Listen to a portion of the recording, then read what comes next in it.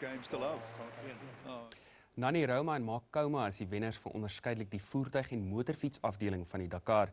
Maar ondanks die Spaanse dubbel kan Suid-Afrika se Janiel de Villiers en Rian van Niekerk tevrede voel met hulle vertonings in die moordende tydren.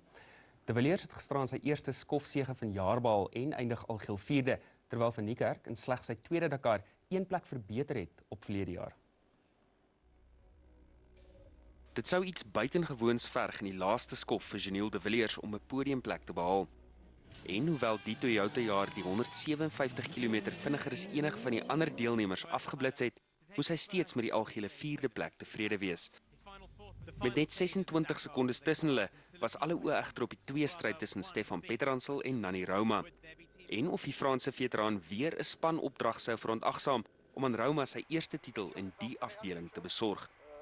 Die antwoord was na 130 km duidelik, toe Petransel stilgehou het om vir sy minispanmaat te wag.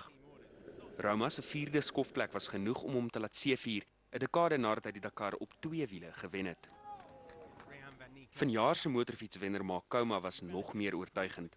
Hy het 'n 9 van die 13 skofte voorgejaag en nie eers 'n waaksame 18de plek gister kon hom weerhou van sy 4de kroon.